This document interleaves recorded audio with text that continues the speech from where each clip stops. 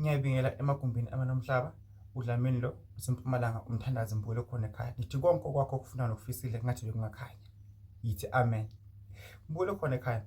Uma kwenzekile waphupha noma waboniswa ebusuku lele, mhlawumbe uboniswe umkhulu wakho, uboniswe ugogo wakho, uboniswe ingane yakho eyalala, or ukhokho wakho, kuba khona into ayishoyo, or mhlawumbe waboniswa iy'nkomo or into ethile Mbule khona ekhaya e-serious ekhomba ukuthi la khona into eshiwo ngabantu abadala or kukhona abantu abadala abakhala ngakho. Uvuka ekuseni ungakhulumisa umuntu, uthola impepho bese soyabika nje wena wakwaDlamini.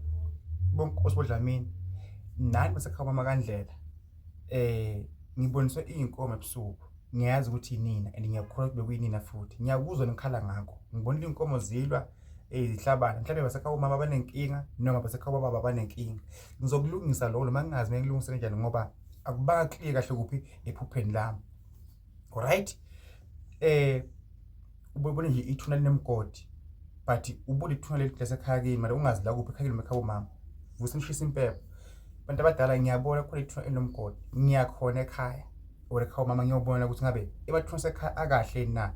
Khuluma nabo abakini laba esibalala ukuthi abantu abadala konke likushoyo ngiyakubona, ngicela ngikhanyisele kakhulu ukuze ngikwazi ukugcina zonke izinto enizisho kumina abantu abadala. Mbule khona ekhaya, umsahamba utshela abantu, khuluma. Sowuvule ekuseni, phupha ukuthi, phupha ukuthi, phupha ukuthi, phupha ukuthi, vuka ekuseni shisa impepho, ukhulume nezidalwa ngoba yizo ezilethe inkulumo kuwe ebusuku lele. If le nkulumo ungayizwanga kahle, shisa impepho uchaze ukuthi angibonanga kahle, kodwa ngiyabona ukuthi kukhona into eshiwo kumina noma ngangaba clear kahle abantu abadala. Ushisa impepho bese uyakhula uthandaze, uzokwazi ukuba bakukhanyisele nomuntu ozosuka nomuntu ozombuza kufike kuqondana. Ubuza umuntu otshela into engiyo eyiciniso, ongeke aze abe umuntu oba yabona musimanje because kunomuntu uthi umtshela iphupho elihle selibhekisele athi hayi suka bophupha nje into yasemhlabeni kanti unemona. Kusho iphupho lifikele kuye yena abezolinaka.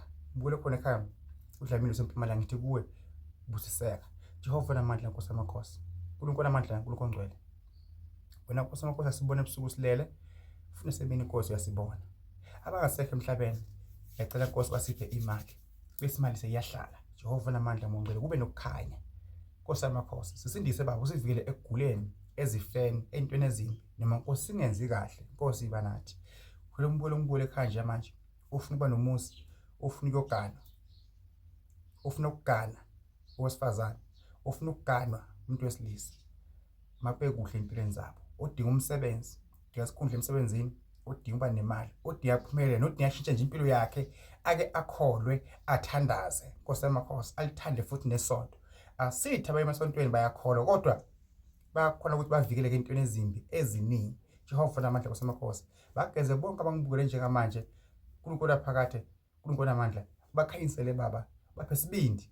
Ngithanda uDlamini okhulekayo egameni leNkosi. Ngekukhona ngekuthemba kuyoba kuhle kubo bonke abangibukele nabathemba bakholwa bakulandela wena Nkosi yamakhosi. Ngithi idala zabo, amadlozi abo awabaphe iy'moto, amakhosikazi, abantu besilisa, abaphe abantu abazobashada bashadane, kube nokukhanya, kube nokuthula. Ngiyakhuleka njengamanje, ngicela ukubambisana nokuphumelela. Amen. Nkosi ibusise Mbule khona ekhaya, uDlamini useMpumalanga, umthandazi momdinga uyamthola eMpumalanga, 073 1044 262. Mbule khona ekhaya, ungahlola online nge-video call. Ngakukhulekela into zakho zihambe kahle kodwa uma ufonile usuke uzoze appointment ekuhlola kunemali yakhona. Mhlawumbe udinga sekukhulele iwasho noma ufuna ukuza la ekhaya. Uma ufuna ukubuza indaba ethile bhala khona la inbox, ngizokuphendula khona. Ungafoni nje ubuze kanti Nkosi yami nami ngibhizi ngokunye egameni leNkosi.